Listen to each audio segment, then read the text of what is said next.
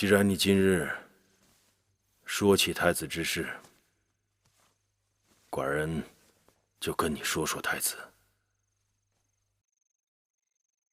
玉儿只希望国本归一，其他不敢妄言。你不妨只当眼前是林家老伯，直言不讳好了。当儿是寡人唯一嫡子，勇猛果敢，立可拔山，是开拓疆土的难得人才。所以前些年，寡人一直视当儿为秦国未来的储君。但随着他渐渐长大，寡人看出他勇猛果敢，只不过是抱虎平和、匹夫之勇。王者须胸怀天下，威而不猛，有勇而无谋，有败国之威。大王若以为公子当不妥，那谁人更让大王中意？公子华年长，心思缜密，军功显赫，但魏国的势力曾对他有所企图，加之他还有个不争气的娘亲，难免束缚手脚。剩下的就是继儿。继儿天资聪颖，良知良能，是寡人心头最爱。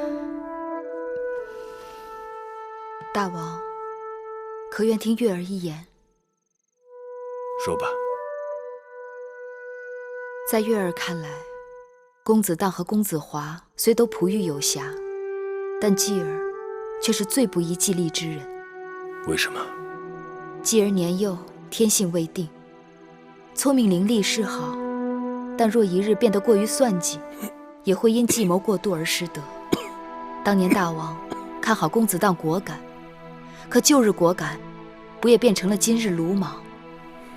何况继儿因年幼，大王格外宠爱，性情柔弱仁厚，事事又依赖于我，聪明但缺少决断。江山社稷确实要一个更有决断的人来做主。这是你真心话？你真不愿继儿成为一国之君？作为母亲，我希望孩儿既不辜负大王之望，又能一生平安无恙。若勉为其难做一国之君，万一有差池，如何面对列祖列宗？虽然继儿不堪国君重任，但仍可尽其所能，守护大秦社稷江山，造福一方黎民百姓。好，那依你之见，何人更为适宜？若以长远计，公子华更为合适。公子华曾为先王后抚养，借先王后之势，是众朝臣心中的储君，一文一武，德才兼备。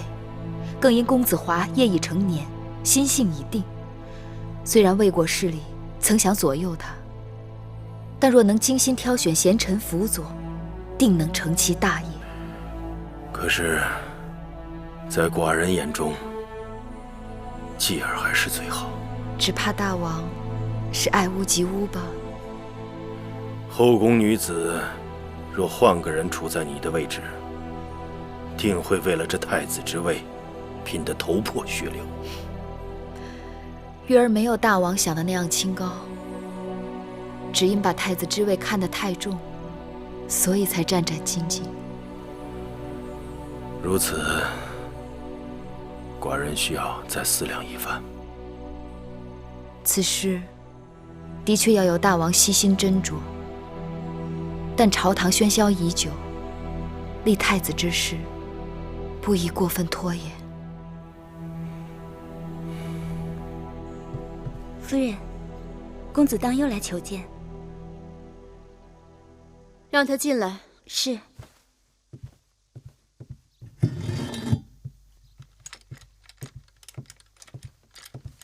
当儿拜见魏夫人。公子不必多礼，有话直说。魏夫人，你知道我曾在园子里与贵侄女相遇，公主温婉贤淑，花容月貌，令我一见倾心。可我上门数次，夫人却不准许我与公主相见，这是为何？公子当，不是我故意要为难你，反倒我想求你放过我和怡儿。怡儿本是来探病的，被你这样3番5次上门来闹，她如何还能在这宫里待下去？王后一心找我的不是，若是让她知道内情，定会大发雷霆。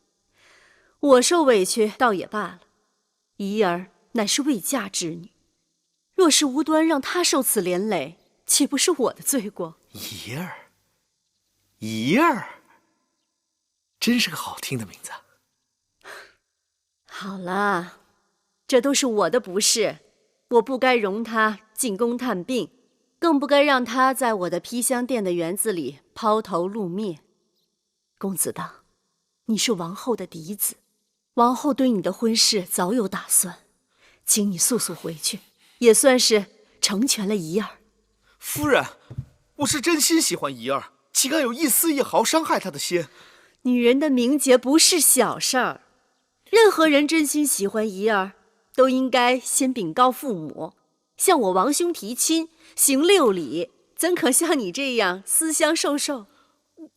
我只是对怡儿思念心切，夫人若能容我，就看一眼怡儿，我自然会和父王母后商议。唉，公子当，你这样纠缠不休，是陷我于不义呀。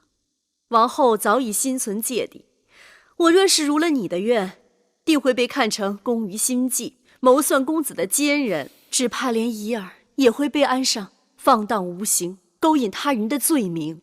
夫人，母后一向宽厚仁慈，岂会轻易伤人名节？夫人，王后来了。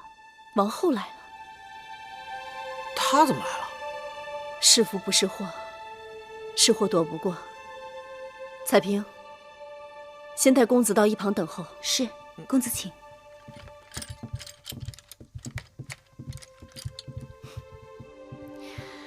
既然是这样，也就别怪我了。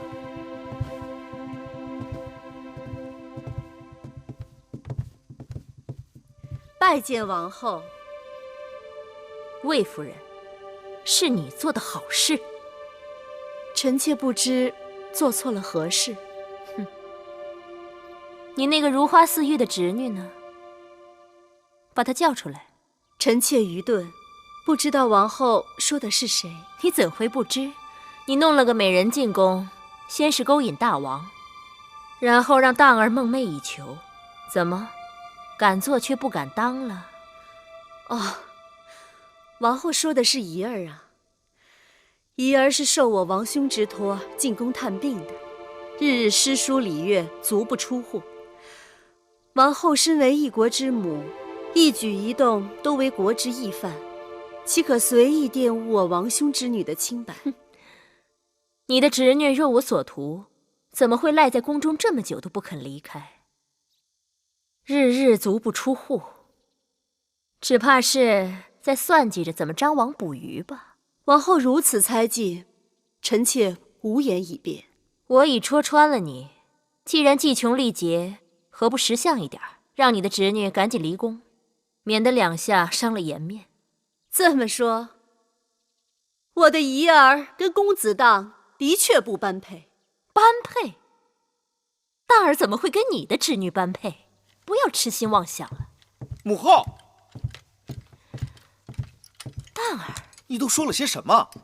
你怎么会在这儿？我若不在，怎知母后如此蛮横？大儿，哼，难怪魏夫人不肯让怡公主见我。你恶言恶语，让孩儿颜面尽失。你这不仅是羞辱了你的孩儿，也羞辱了母后自己。当儿，他们是在用欲擒故纵的伎俩。哼，难道母后也常用手段，看别人都是伎俩？当儿是被人掩了耳目。被谁？怡儿吗？若能被怡儿掩耳目，我情我愿。当儿，你是用何手段荼毒了我儿？王后息怒，这就怪不得臣妾了。你跟公子当不请自来，臣妾该对你们说的话都说了。臣妾在此恭送王后